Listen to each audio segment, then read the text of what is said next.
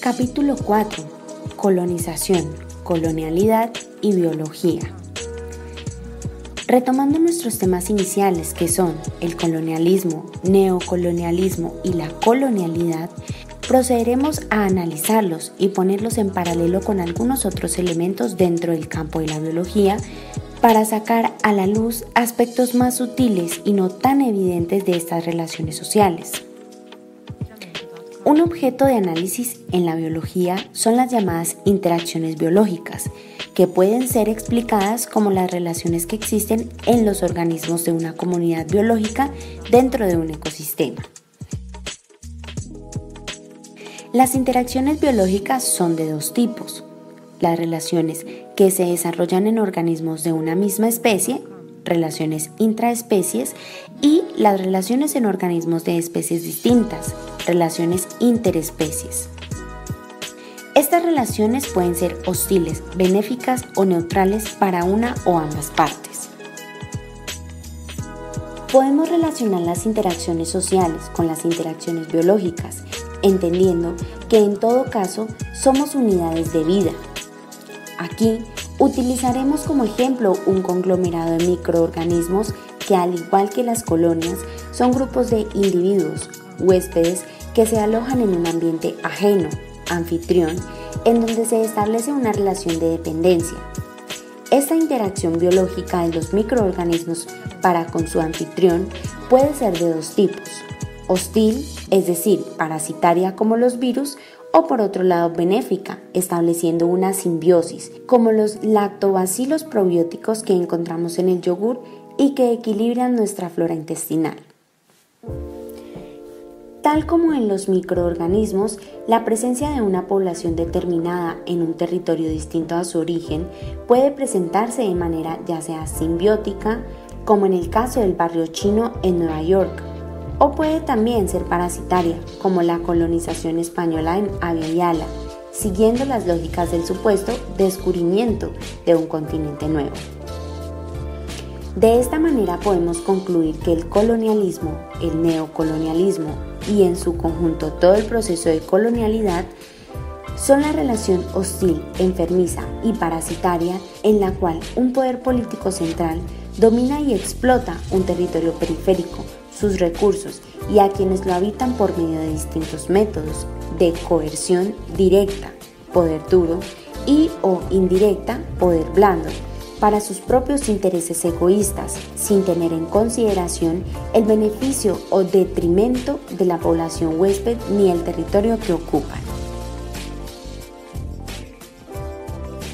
Capítulo 4.1.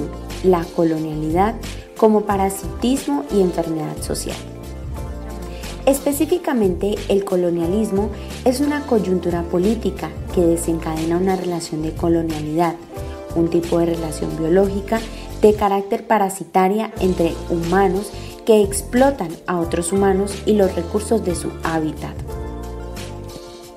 Por su característica patológica, este tipo de relación social deforma la identidad de las personas y sus interacciones de manera muy profunda.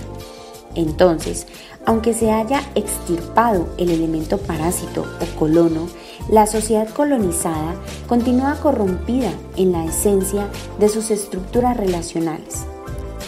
En un determinado momento, cuando una sociedad se libra del colonizador parasitario, podría entrar en un proceso de sanación, estableciendo de nuevo una armonía entre sus habitantes y el territorio, recobrando su naturaleza armónica original.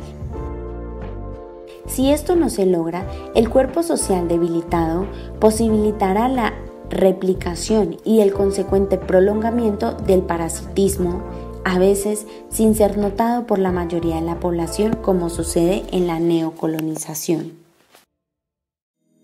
Como analogía ilustrativa, dentro del campo de la biología podemos ver el caso de la enfermedad conocida como anaplasmosis bovina.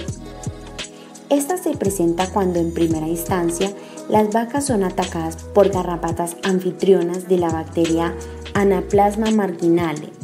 Entonces, el primer parásito externo contagia al ganado vacuno a través de su mordedura, inyectando el segundo parásito intracelular, que se encarga de infectar a los glóbulos rojos y destruirlos, produciéndole así una anemia que los debilita y puede llevarlo a la muerte.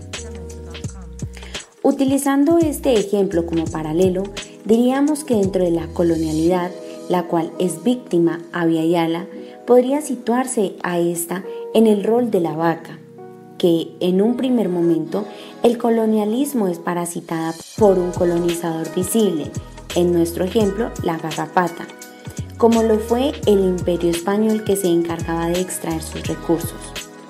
Dicho parásito dentro de sí hospedaba otro parásito menos evidente, la bacteria, pero mucho más letal e invasivo, pues se encargaría de infectar y destruir el interior del organismo anfitrión, por un tiempo mucho más prolongado que el del primer atacante.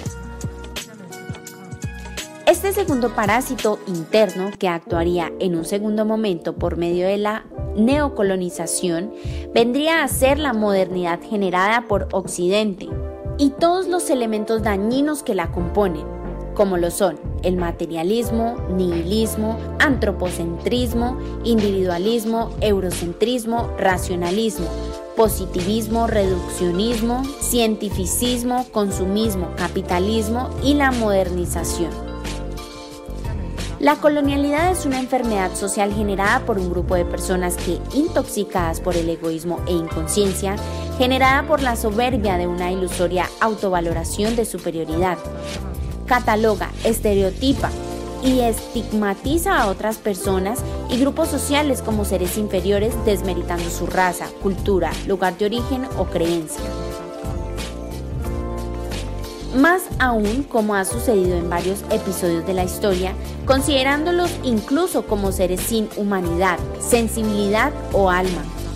Dicha subvaloración se convierte en la justificación moral para explotar y aprovechar sin remordimiento ni escrúpulos la vulnerabilidad de aquellos que señalan como los otros, violentándolos de diferentes maneras tras la búsqueda del beneficio propio y para los que considera semejantes.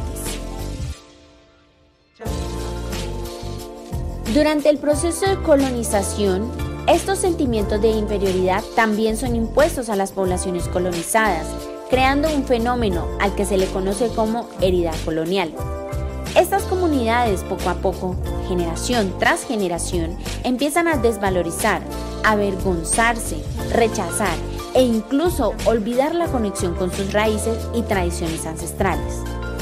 Así, progresivamente se van adoptando los parámetros de vida aceptados y promovidos por el invasor por medio de los procesos de asimilación cultural, occidentalizando cada vez más su estilo de vida y hasta su forma de ser y pensar.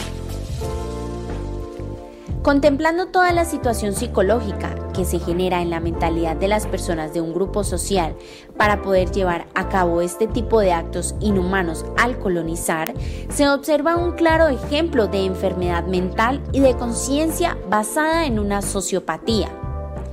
Esto puede afirmarse ya que dichas acciones inhumanas, la complicidad y hasta la indiferencia hacia estas no podrían ser ejecutadas por lo que se considera social y médicamente como personas normales con una conciencia y mentalidad saludable.